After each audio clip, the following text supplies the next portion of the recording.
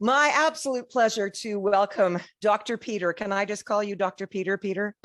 Yes, that's absolutely fine, Vickie. Thank you, Dr. Peter Adamson, who is the founder of the Face the Future Foundation, which is, by the way, an amazing name for what you do. And I would like you to explain to us now exactly what your foundation does. Well, thank you very much, Vickie. Our foundation is focused on treating initially children, and also nowadays we're moving into treating adults and people of all ages who live in developing countries and who suffer from severe head and neck deformities. These may be congenital, they may be traumatic, they may be caused by cancer.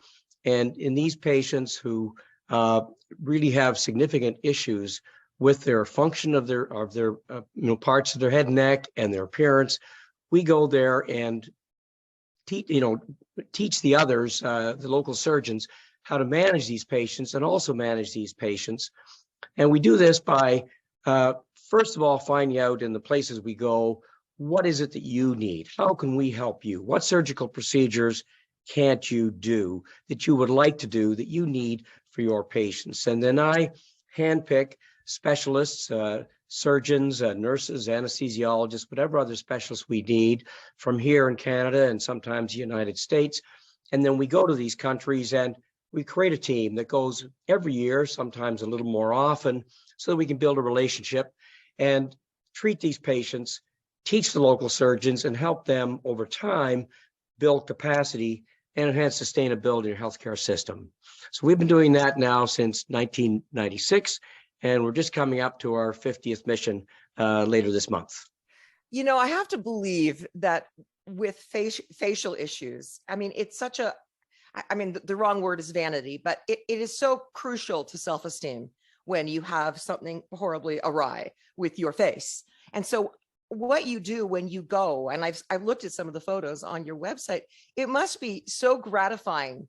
I mean, I have to believe that what you do, not only on a physical level for your patients, but what you do for their spirit, for their esteem, it must be just like sort of off the chart. Well, you're exactly right. And in fact, people talk about interest in appearance and vanity. Vanity is shall we say, an extreme concern about one's appearance. But in fact, one's appearance is critically important to everyone and their sense of self-esteem, of a self-worth, because our face is literally, it's the physical, objective reflection of our soul, of who we are to the world. And every person wants to have a face that they feel reflects them, their true person. And that's what drives people, even if they're having merely aesthetic surgery, as it were, that's what drives them to have a change, is because they don't feel that their face is in harmony with how they feel about themselves. And so, of course, when we see these patients, we're going to Ukraine later this month with just horrendous facial deformities from having had ballistic and, shrapnel wounds and whatever. There's very much a functional issue, but also you want to be able to help these people feel that self-worth, that self-esteem, that they can be a part of our human community again. So you're absolutely right. If you think about it, Vickie, nobody wants any kind of surgery for anything. Yeah. But individuals, whatever the procedure might be, for whatever the problem, will endure a surgery so they can have the result that they seek to achieve. And so both the surgeon and the patient go through this journey together, a journey that oftentimes they would rather not have. But if that can reach a goal that satisfies that patient, that allows them to walk again, if they're having a hip replacement, for example, or whatever it might be, then they will endure that. And when we're doing facial surgery, it really is very much that. We're just helping them endure this process so that we can provide hope to them and give them a better life looking ahead. So you say that you are going to Ukraine. I know I was looking at, you've been to Nepal this year and Rwanda. Is Ukraine the first time that you've gone to a geographical location that is an active war zone? Yes, it is.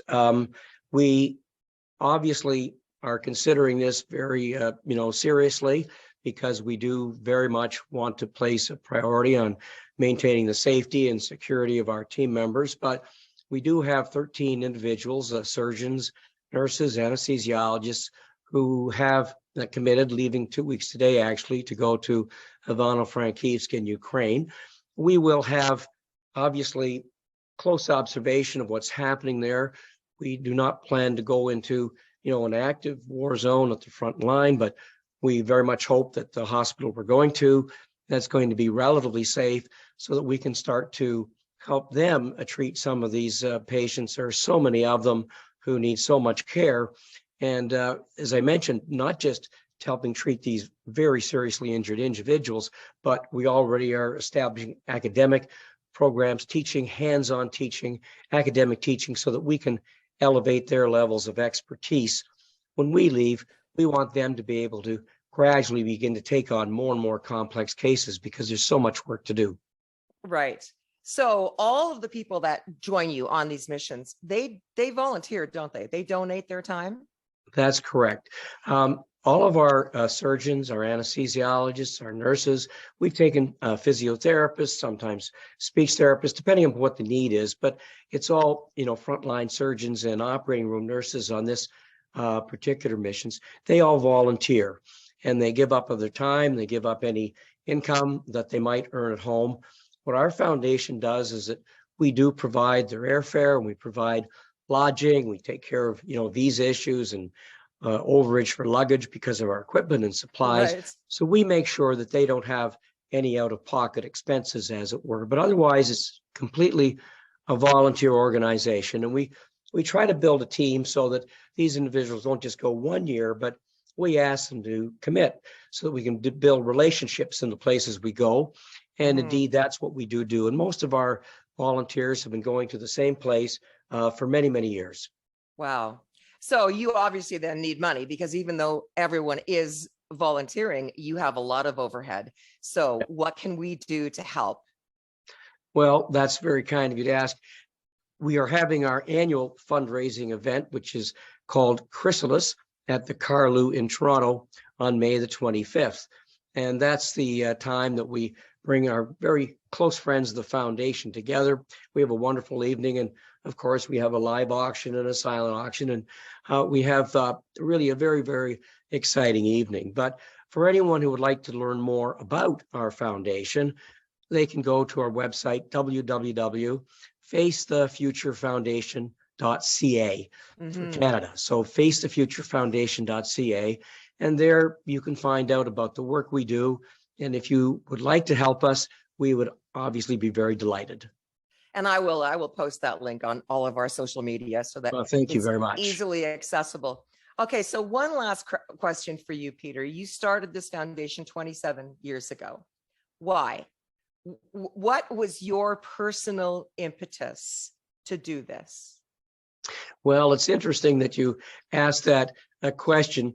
And as they say, it may be just a day late because we just had International Women's Day, a day or so ago. And actually, it probably began on my mother's knee. And I had a twin brother, and we were always encouraged to give back. We were always encouraged to be kind and generous. That was just my mother. And so somehow or other that led me to medicine. And then I was very active in an American Association of Facial Plastic Surgery. I was just coming into the presidency of that organization back in the mid-90s. And they had a very first surgical mission going, a humanitarian mission going. And I thought, well, I should go on this and see what it's like. And I was very, very rewarded and gratified, as you say, from this mission. And just by chance, when I came home speaking with one of my patients, who just by chance was a fairly well-to-do woman, she said, we should have a foundation like that in Canada. I'd like you to start one and I'd like you to head it up. And so she offered enough monies to get us started at that time. And that gave me the enthusiasm to do so. And we've just gone on to build from there over time. And I bet it's every bit as gratifying year in, year out, right? It has to be. Absolutely. And there are many, many gratifying parts to it. But one of the things we really try to do, we take really very experienced physicians, surgeons, nurses on our missions because we need people like that to really transfer knowledge. Having said that, we almost always take along a young surgeon And it's our hope, and it's been very successful too, in getting them introduced to humanitarian work. And so I'm very pleased to say that over the years, it's been gratifying that many of the young people who've come on our missions have they themselves and committed themselves to making humanitarian work in medicine and surgery a major part of their professional career. Well, thank you. And we wish you all the best at your Chrysalis and your event, but also particularly for our Vancouver listeners of Wave 98.3 in Vancouver. And you are probably a newer charity to the West Coast. And we just want to make sure that changes and that the West Coast knows the wonderful work that you're doing for all of Canada and literally for the entire planet. Well, thank you, Vickie. Thank you, Dr. Peter Abramson. Face the future. Adamson, I'm sorry. I'm just going to call you Peter, okay? Dr. That's okay. Peter. That's all fine. right. And face the future. Thank you so much. We wish you all the best in all your missions coming up this year. Okay. Goodbye now, Vickie. Take care.